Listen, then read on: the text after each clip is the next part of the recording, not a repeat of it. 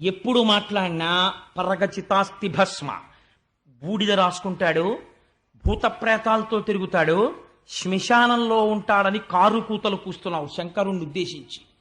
నీ హద్దు నువ్వు తెలుసుకున్నావా? నీకెప్పుడైనా తెలుసా ఎందుకు తిరుగుతాడో?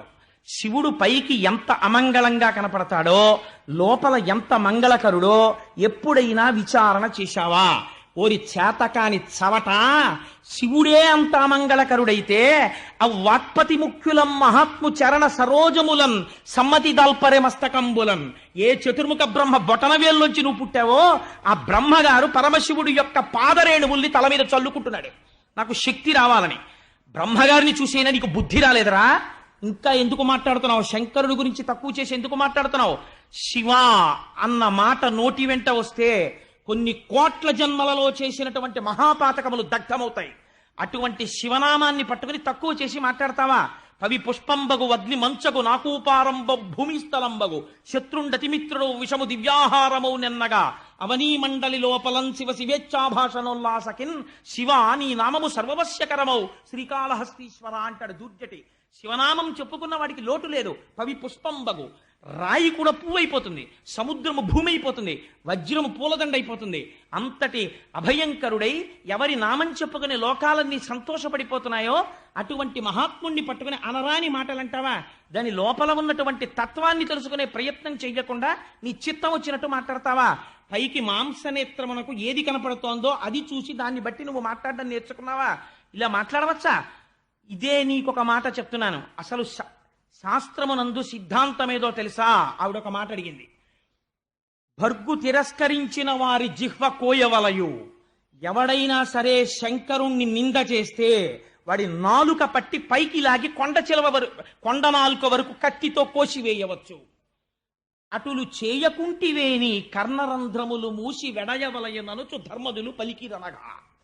అలా నీకు చెయ్యడానికి అధికారం లేకపోతే ఎదుటివాడి నాలిక కోసేయకూడదు, నాకు అధికారం లేదనుకుంటే ఉత్తర క్షణం ఎక్కడ శివనింద జరిగిందో అక్కడ చెవులు మూసుకుని బయటికి వెళ్ళిపోయి ఆ రోజు అన్నం తినడం మానేయాలి ప్రాయశ్చిత్తంగా.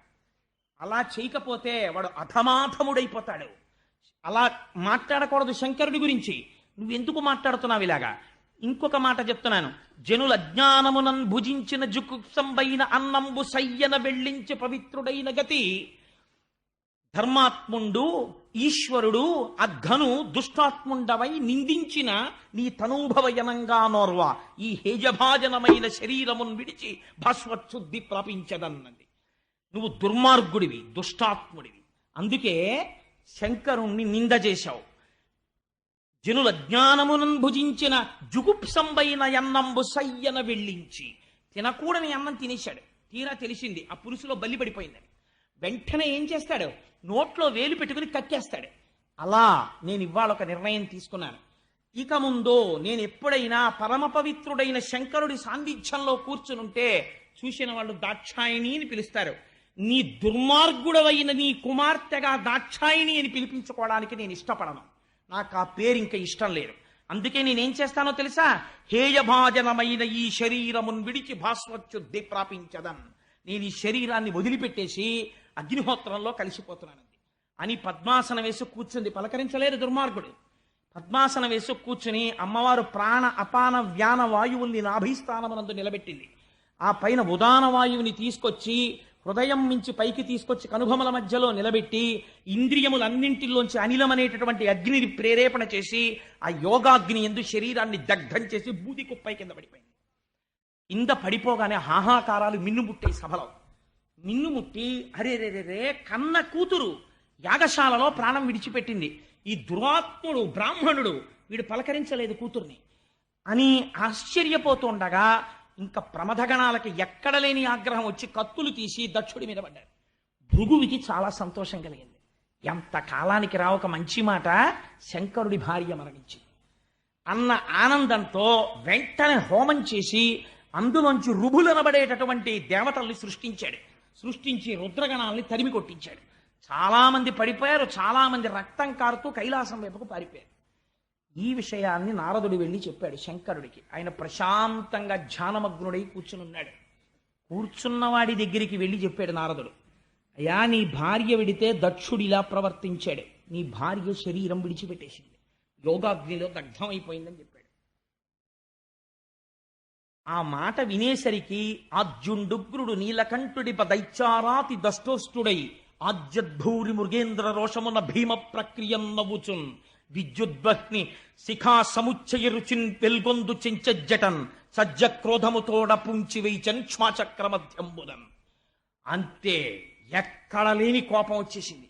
ఇంత శాంతమూర్తి రుద్రుడైపోయాడు. ఒక్కసారి లేచాడు, పెద్ద వికటాట్టహాసం ఒకటి చేశాడు. పోతన గారు ఆ మాటలు అలాగే పడిపోయాయి అంతే ఆయనకి. అర్జుండుగ్రుడు నీలకంఠుడి దైత్యారాతి దష్టోష్టుడై ఆజ్యద్భూరి మృగేంద్ర ఘోషమున భీమ ప్రక్రియ నవ్వుచున్. ఆ నవ్వుకి బ్రహ్మాండాలు కదిలిపోయాయి. అటువంటి వికటాట్టహాసం ఒకటి చేశాడు. భీమ ప్రక్రియ నవ్వుచున్ విద్యుద్వహ్ని శిఖా సముచ్చయ జటన్ చెల్వొందు చించె జటన్. మిరిసిపోతున్న జటన్ ఒక దాన్ని ఊడబిరికాడు. ఊడబిరికి సజ్జక్రోధముతోడ పుంచి వైచన్ శ్వాచక్రమధ్యంబునన్. ఆ జటని తీసి నేలకేసి కొట్టాడు నిలబడి. కొట్టేసరికి అంతే, ఒక్కసారి ఆయనే సామాన్యమైనటువంటి తత్వం అండి. ఎంత సాత్వికంగా కనపడతాడో అంతటి ఉగ్రుడవుతాడు కోపం వచ్చినప్పుడు. ఆ రౌద్రాన్ని ఎవరూ తట్టుకోలేరు. ఓం నమో భగవతే సదాశివాయ సకల తత్వ విదూరాయ సకల లోకైక కర్త్రే సకల లోకైక హర్త్రే సకల లోకైక సంహర్త్రే సకల లోకైక సాక్షిణే సకల నిగమ గుహ్యాయ సకల లోకైక వరప్రదాయ సకల దురితాత్మి భంజనాయ సకల జగద భయంకరాయ శశాంక శేఖరాయ శాశ్వత నిజావాసాయ నిరావాసాయ నిరాతంకాయ నిష్కలంకాయ నిష్ప్రపంచాయ నిస్సంగాయ నిర్మమాయ నిర్మలాయ నిర్గుణ విభవాయ సచ్చిదానందద్వైత పరమ ప్రకాశాయ పరమశాంత ప్రకాశాయ తేజోరూపాయ తేజో విభయే అని ఒక్కసారి ఆ చేతిలో చక్రాజ్వాయుధ భీషణకర సహస్రదంస్ట్రాకరాలవతన వికటాట్టహాస విస్పాటిత బ్రహ్మాండ మండల నాగేంద్రహార నాగేంద్ర వలయ నాగేంద్ర చర్మ ధర మృడ మృత్యుంజయ త్రయంబక సదాశివ పరమశివ నమస్తే నమస్తే నమస్తే నమః అంటుంది కవచం. అటువంటి భీకరమైనటువంటి స్వరూపంతో ఒక్కసారి ఆ ఉగ్రతతో కొట్టాడు ఆ జటని. కొట్టేటప్పటికి అందులోంచి అభ్రంలిహాదభ్ర విభ్రమ భ్రభ్రమ కృన్నీల దీర్ఘ శరీరమమల ప్రజ్వల జ్వలన దీప్త జ్వాలిక జ్వాల జజ్వల్యమాన కేశములు మెరయ జడ్డ దిగ్వేదండ శుంఠాప దుర్దండ సహస్రధృతి హేతి సంఘమప్ప వీక్షణత్రయలోక వీక్షణద్యుతిలోక నీక్షణగతి దుర్నిరీక్షమప్ప గ్రకచ కఠిన కరాళ దంస్ట్రలు మెరయ ఘన కపాలాస్తి మలికలు దనర లోక భీకర రుద్రుడగుచు మారట రుద్రుడగుచు వీరభద్రుడు దయించే. ఆ జట పెట్టి కొట్టేటప్పటికే ఒక పెద్ద శరీరం పుట్టింది అందులోంచి. ఆ శరీరాన్ని చూసేటప్పటికే హడిలిపోయారంటే ఒక మోస్తరువాడు పలకలేకుండా వీరభద్రావతారం అంటే అలా ఉంటుంది. అభ్రంలిహాదభ్ర విభ్రమ భ్రభ్రమ కృన్నీల దీర్ఘ శరీరమర అటువంటి నాటి స్వరూపం. అది పుట్టగానే ప్రజ్వల జ్వలన దీప్త జ్వాలిక జ్వాల జజ్వల్యమాన కేశములు మెరయ